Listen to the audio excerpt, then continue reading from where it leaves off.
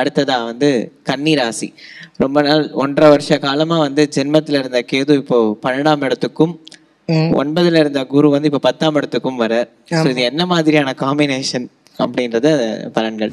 கன்னிராசிக்காரர்களுக்கு வந்து நம்ம சார் முதல்ல சொன்ன மாதிரி 4க்கும் 7க்கும் உடையவர் தான் குரு பகவான். ஸோ அவர் 10ஆம் இடத்திற்கு வருகிறார் அப்படின்னா கன்னிராசிக்காரர்கள் உங்களுக்கு வேலை பலு அதிகமாக இருக்கும். இன்னும் 2 பேர் வேலை செய்கிறத நீங்கள் சேர்த்து செய்கிற மாதிரி இருக்கும். அதில் நமக்கு ஃபினான்ஷியல் பெனிஃபிட்ஸ் இருக்குமா அப்படின்னு பார்த்தீங்கன்னா ராகு பகவான் நமக்கு 6ஆம் இடத்துல வரார். ஸோ ராகு 6ல் இருக்கார் அப்படின்னாலே நமக்கு ஏதாவது ஒரு புதையல் கிடைக்கிறது, இல்லை ஒரு லாட்ரியில் காசு விழுறதுன்னு சொல்லுவாங்க. இந்த காலத்தில் அதெல்லாம் வராது. அப்போது நமக்கு ஆஃபீஸில் வந்து ஒரு 2 பேர் வேலையில் இல்லை, நமக்கு அதை சேர்த்து தராங்கன்னா ப்ராபப்ளி நமக்கு ஒரு நல்ல இன்க்ரிமெண்ட் வரலாம், இல்லை ப்ரமோஷன் வரலாம். நமக்கு அந்த ரெஸ்பான்சிபிலிட்டிஸ் வந்து ஜாஸ்தியாக இருக்கும். அதனால் 10ஆம் இடத்திற்கு வரக்கூடிய குரு பகவான் நமக்கு அதிகமான ஒரு பொறுப்பை கொடுக்கக்கூடிய ஒரு விஷயத்தை அடுத்த 1 வருட காலம் நமக்கு செய்வார். 12ஆம் இடத்துல கேத்து.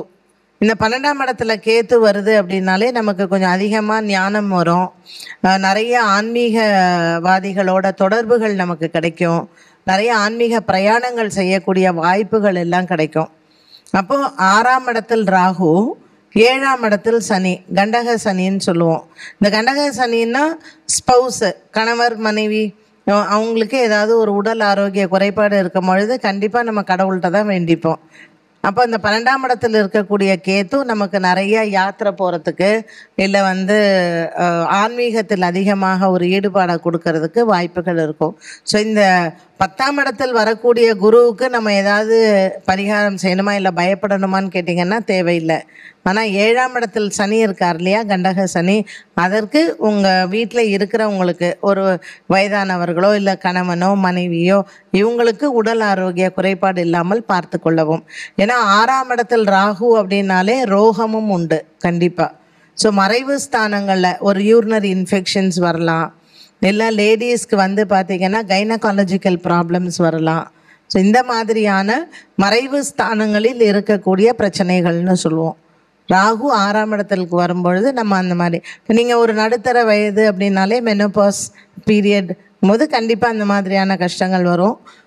உங்கள் மனைவி வந்து நீங்கள் கன்னியா ராசி அப்படின்னா உங்கள் மனைவிக்கு அந்த மெனோபாஸ் பீரியடுக்கு நீங்கள் மருத்துவ செலவு செய்கிற மாதிரி வரும். ஸோ இது எல்லாமே நேச்சுரலாக நடக்கக்கூடிய ஒரு ப்ராசஸ் தான். இதுக்காக நம்ம பயந்துண்டு ஐயோ கண்டக சனி, 12ல் கேது, 6ல் ராகு, நான் எப்படி சமாளிக்க போகிறேன்னு இதனாலேயே தூங்க மாட்டோம். நம்ம கிரகம் என்னவோ அது ஒன்றும் பெருசாக நமக்கு பிரச்சனை பண்ணாது. ஸோ உங்களுக்கு உங்களுடைய ராகு தசை நடக்கிறதான்னு பார்த்துக்கோங்க.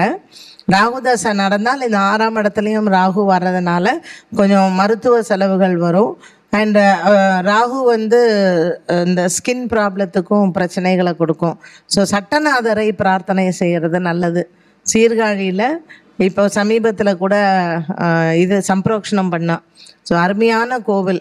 இதெல்லாம் வந்து நமக்கு ஒரு சான்ஸுங்க, நம்ம ஒரு ஆலயம் போகிறதுக்கான ஒரு வாய்ப்பு இதெல்லாம். அதனால் சட்டநாதர் பிரார்த்தனை பண்ணுங்கள். உங்கள் ஊரில் எங்கே சட்டநாதர் இருந்தாலும் நீங்கள் அங்கேயே வந்து பிரார்த்தனை பண்ணிக்கலாம். குரு பகவான் 10ஆம் இடத்துல வர்றதுனால நவகிரகத்தில் இருக்கக்கூடிய குரு பகவானுக்கு நீங்கள் தீபம் போடலாம். இல்லை உங்கள் வீட்லேயே நீங்கள் ஏதாவது சிம்பிளாக பண்ணணுன்னா எவ்ரி தேர்ஸ்டே காலையில் 6 to 7 குரு ஹோரை, அதில் ஒரு 3 நெய் விளக்கேற்றி உங்களுக்கு மானசீகமாக யார் குருவோ, ஒரு ராகவேந்திர சுவாமியை பிரார்த்தனை பண்ணலாம், சாய்பாபாவை பிரார்த்தனை பண்ணலாம், மகா பெரிவாளை பிரார்த்தனை பண்ணலாம், இல்லை நீங்கள் தேசிகரை பிரார்த்தனை பண்ணலாம். உங்களுக்கு யார் குருவோ 3 விளக்கு ஏற்றி வச்சு பண்ணுங்கள். அடுத்த 1 வருஷம் கண்டினியூஸாக பண்ணுங்கள். அண்ட் நான் சொன்ன மாதிரி ஒரு 2 months பீரியடுக்கு அவர் லாபத்தில் வரப்போகிறார். ஸோ அந்த பீரியடில் உங்களுக்கு கண்டிப்பாக ஒரு நல்ல சேஞ்ச் வந்து கொடுக்கும். இதை 1 year நம்ம வந்து குருவுக்கு குரு ஹோரையில் தீபம் போட்டாலே நமக்கு எல்லா விதமான பிரச்சனைகளுக்கும் அந்த ஒரு பரிகாரம் போதுமானது.